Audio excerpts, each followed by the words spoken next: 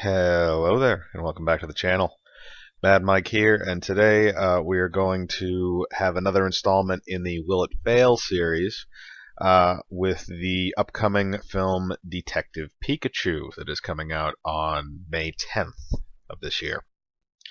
Uh, so, if you haven't seen the trailers, it's basically the movie is about a young man who's played by Justice Smith, who's a relative newcomer, and he must team up with a quote unquote Detective Pikachu, who he is the only person who can understand, uh, voiced by Ryan Reynolds.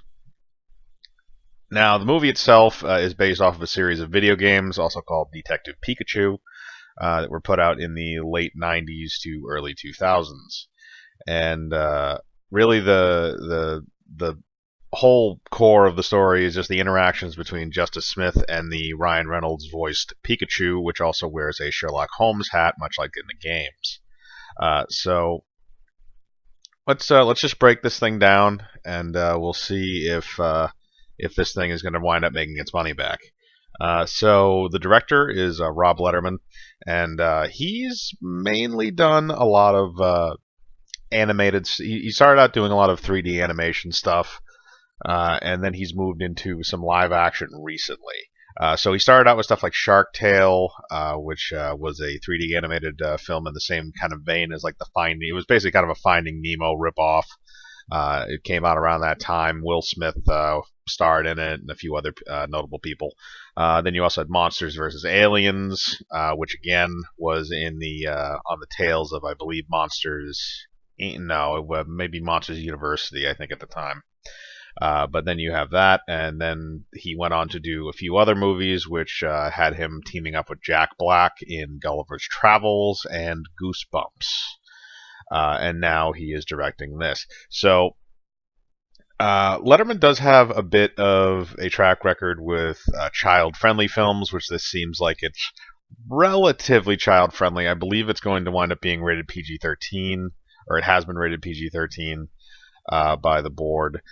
By the ratings board, so we will see how that works out. But it is basically, it is a franchise. It has always been a franchise that has been aimed at children. So it wouldn't really make sense for them to make a rated R Pokemon film. That would just be kind of weird. So to move on from that, we'll go into the stars, which again I already mentioned. Justice Smith, who he's a relative newcomer. He hasn't really been in too much. He was in Jurassic World Fallen Kingdom, which is really his first big role, and now he is going to be starring in this. And really, the rest of the cast, even if he's not that good, I feel like the supporting cast will wind up making him look better than he is if he's not doing that great. So let's go into the supporting cast, and of course you have to talk about Ryan Reynolds, who's really the one who's more or less selling this film at this point. He is, for lack of a better term, he is the crux of the film. He is the reason kind of why the plot goes on, and his witty banter is really the reason why a lot of people are kind of seem to like this movie, and plus his interactions with Smith are actually very good from the trailers. Again, they can cut that stuff so it looks better than it actually is, but just from what I can see in the trailers, they seem to have a good on-screen back and forth and a good chemistry. So that's always a good sign. Then you have a few other people in the supporting cast. Most notably is Ken Watanabe, who is he's an amazing Japanese actor, and he was in Letters from Iwo Jima, which he was amazing in. Then you also have, he's made recent roles in the 2014 Godzilla. I believe he is also coming back for Godzilla, the Godzilla sequel that's also going to be coming out this year. So you have some experienced actors around him, which again I think will wind up elevating his kind of acting, even if it's not up to snuff. So I'm not too worried about that. The cast seems to be rounded out fairly well. The one thing that I will say about this, which is interesting, is the writers that are on this film. Now, the director is one of the writers, but there are 4 writing credits on this film. Now, I'm not going to go over 3 of them, basically. One of them is the director, and the other one is a writing team that really haven't done a whole lot. I think between them, they have 7 writing credits, and some of them are actually on the same thing, so they've worked together in the past.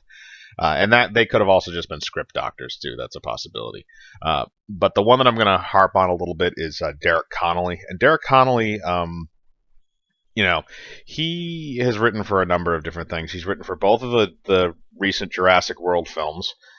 So that's a big question mark. And again, you have Justice Smith, who was in the second Jurassic World movie, so that's something. But you also have the fact that the Jurassic World movies, they're not written, at least the first one anyway. I haven't seen Fallen Kingdom, but the first one is not written particularly well. The plot is okay. The 2 kids are annoying as all hell. They don't make them as endearing as the 2 kids from the original Jurassic Park. They do not work out as well. They're not even as good as the kid from Jurassic Park 3. But again, some of it is very, very cringy when it comes to the family stuff. And if they keep the dialogue witty like they do in the trailers, then I can live with that. Some of that might also be Ryan Reynolds ad-libbing too on the mic, which would be amazing if that was the case. But it could also just be actors can elevate lines and vice versa. So this could be just a situation involving that. He's also a co-writer on Star Wars Episode 9, so that's not good. And then he also wrote the screenplay for Kong Skull Island, which, okay, so that's fairly good. So he can deal with like monster type stuff.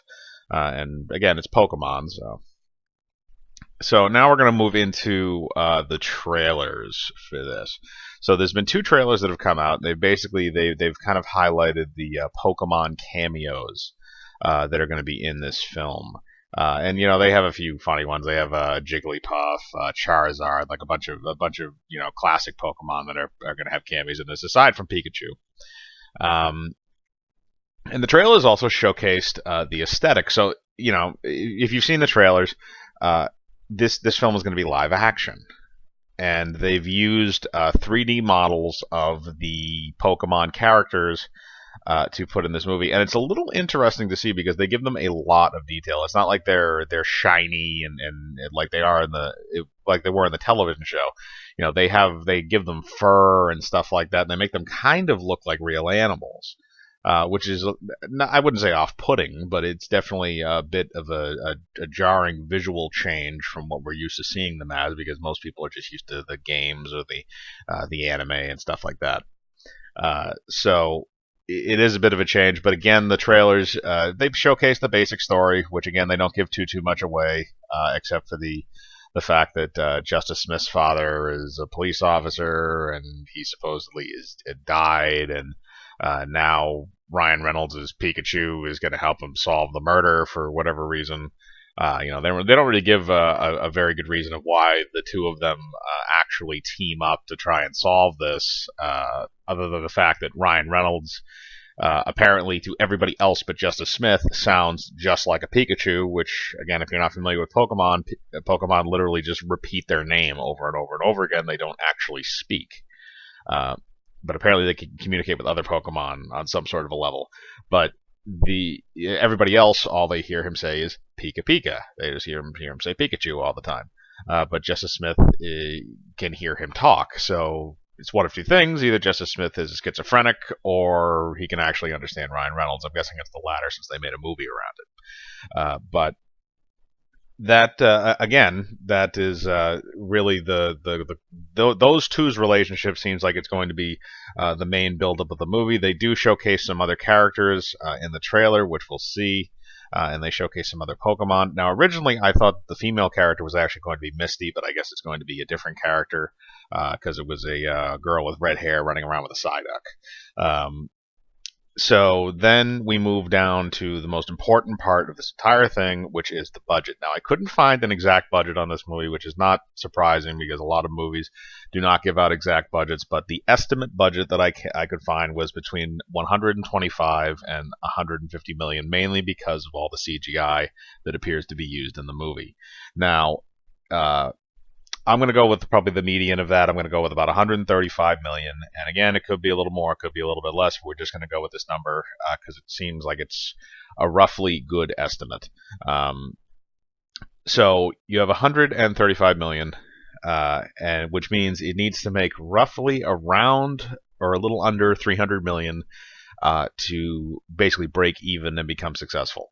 Now, that's asking a lot of a little movie like this. And the only thing that I think could save it is the fact that there's not really that many children's films that are coming out around this time.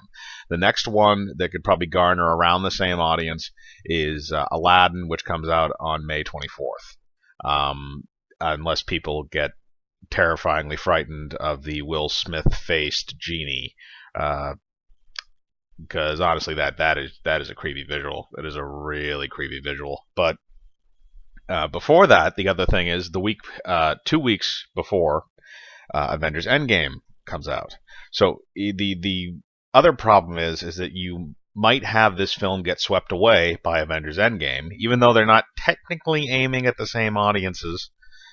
You could see Avengers Endgame just overtake this just because it could be such a juggernaut at the theaters, kind of like Infinity War, where it'll just sweep everything else away unless it is an entirely different demographic. And look, Avengers Endgame is going to aim at kids. This movie is going to aim at kids. So, even though it's not 100% the same demographic, there's enough overlap where I feel like it could hurt the box office on this. So in the end, will it fail? I think this movie is going to break even. I think this movie is going to make around $300 million. I don't think it's going to make anything more than that. I think it's going to ride on the popularity of Ryan Reynolds in the main role, and then Justice Smith is just going to be there for the most part. And if the writing turns out to be all right, and the film itself is constructed well enough, it'll probably do that in the box office, and then it'll make its profits in merchandising and home video sales. But that is my final verdict: is this one is going to break even. I don't know if I would break the bank to see this. I wouldn't. I don't know if I'd rush to see this opening weekend. But maybe if you feel like going to the movies and or you have you're interested in Pokemon or have children that are interested in it, I think this would be this seems like a fun movie to go see. So at least you have that. So again, thank you for watching. Hit the like button. Put in the comments anything that you think about this film. Are you excited to see it or not? And hit the bell for notifications. Subscribe, and remember, I live my life free of compromise. Do you?